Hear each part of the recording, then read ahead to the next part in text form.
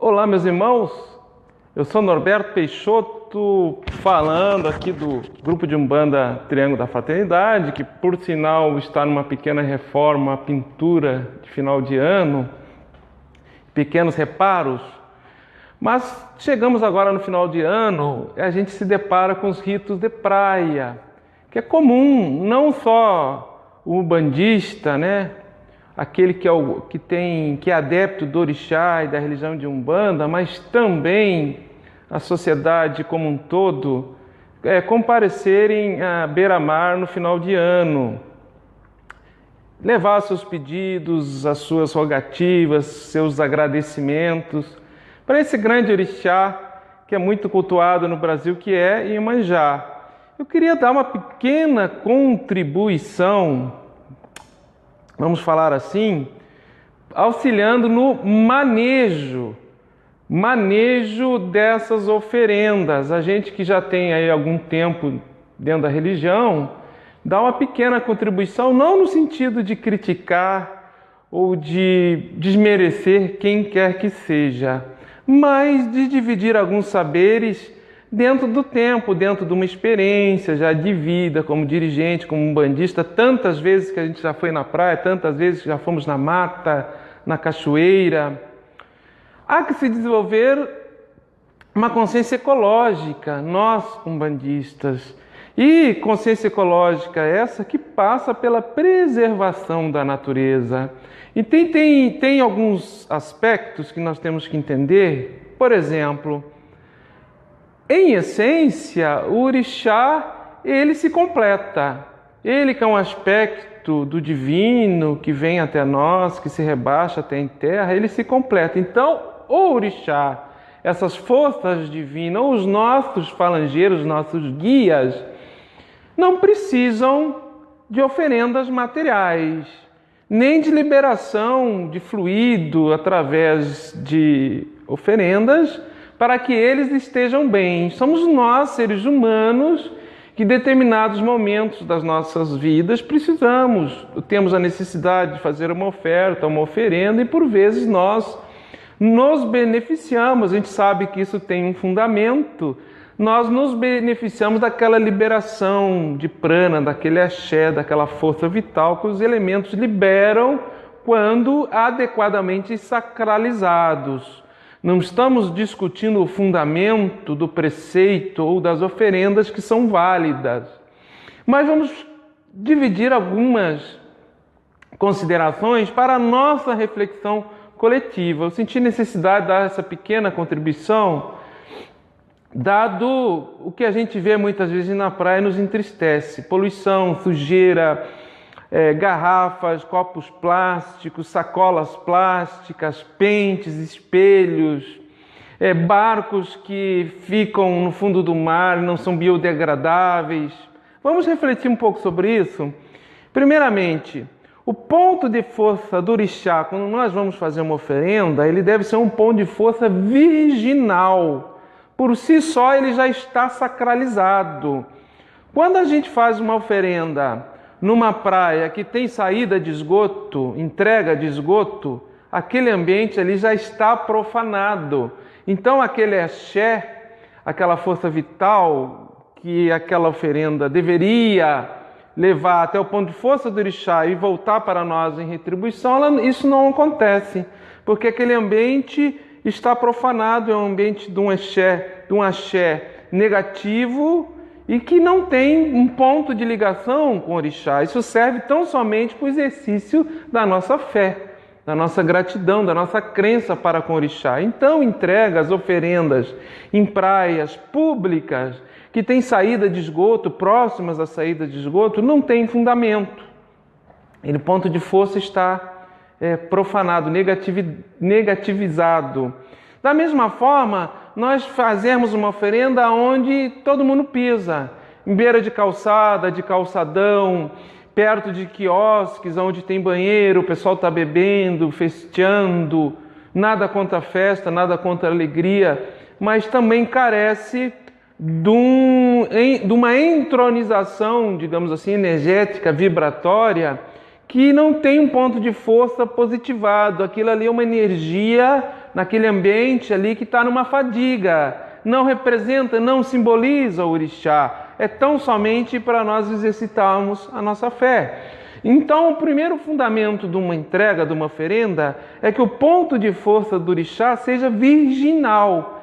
Praias limpas, virginais, matas, cachoeiras, trilhas de matas, de cachoeiras próximos a rios, lagos, mares de uma maneira geral. Então, que o ponto de força seja virginal. Isso está cada vez mais difícil de se encontrar. Nós, no grupo de Umbanda Triângulo da Fraternidade, optamos por fazermos os nossos ritos de praia, por exemplo, dentro do espaço sagrado. A gente traz a água do mar e ritualizamos, como vamos fazer agora, próximo ao final do ano, a louvação às Iabás. Vamos louvar Iemanjá, vamos louvar Oxum também, fechando, esse ciclo, digamos assim, esse término de ano. Continuando a relação do fundamento da oferenda, da mesma forma que o ponto de força tem que ser virginal, não é a quantidade que dá o impulso desse axé que é redistribuído e nos traz uma graça, nos traz uma saúde, nos traz um reequilíbrio, um apaziguamento. Vejam bem, não é a quantidade. Então, nada adianta uma grande quantidade.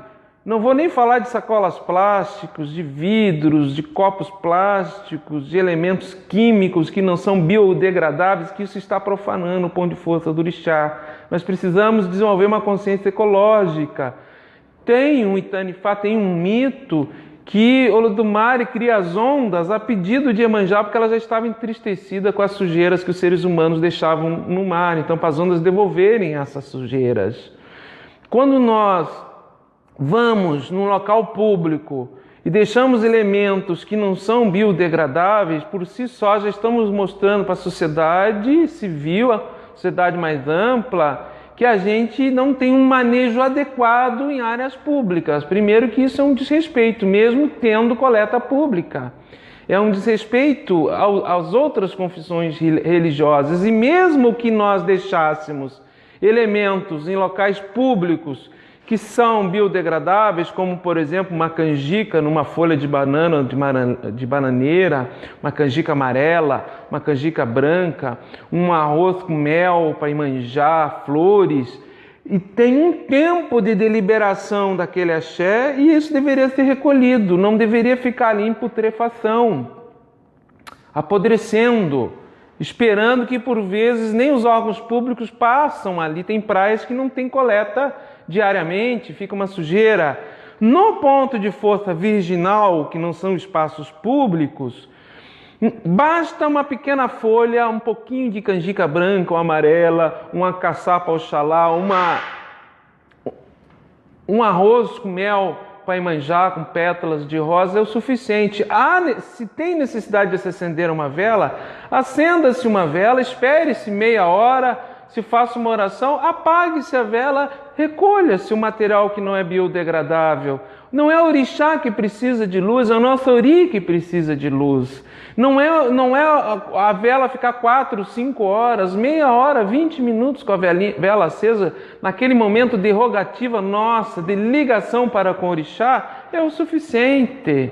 Isso já nos diziam os mais antigos. O empoderamento no axé, na força, no atributo divino do orixá, independe da quantidade de elemento. Reflitamos sobre isso e quanto aos nossos equívocos ou direcionamento dessas oferendas sem fundamento, o que nós estamos contribuindo para a identidade da Umbanda, para a legitimidade da Umbanda? Precisamos desenvolver uma consciência ecológica melhor, precisamos ter um manejo mais adequado de elementos junto à natureza. É necessário que tenhamos mais respeito às forças da natureza e desenvolvermos atitudes de preservação ecológica, ambiental, que acredito que a religião de Umbanda merece e nós, umbandistas, temos que dar este exemplo. Preferencialmente, A gente vê, por vezes, uma quantidade grande de oferenda, um centro, um terreiro, vai numa praia e deixa quantidade, bastante elementos até de qualidade. Pensemos, será que o orixá precisa de tudo aquilo? Será que aquele custo, aquele valor que foi gasto naqueles elementos, se nós pegássemos frutas e levássemos para uma creche, será que as Iabás, Iemanjá, Oxum, que tem seus atributos ligados à gestação, à maternidade, Iemanjá, que é a mãe de todos os filhos, a mãe de todos os oris, será que o orixá não nos alcançaria com uma graça, não atenderia uma rogativa se nós alimentássemos crianças numa creche, por exemplo?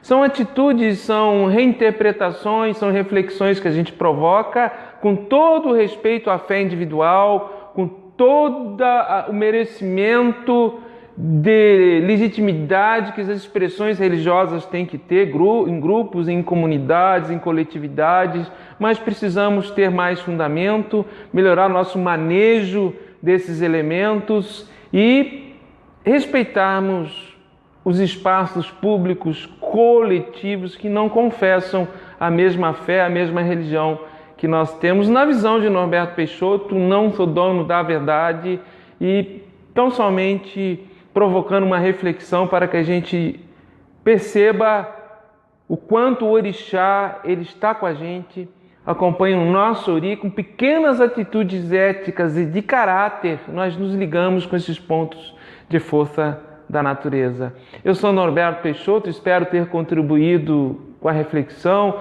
Muito axé, um saravá fraterno, meu irmão, até a próxima oportunidade.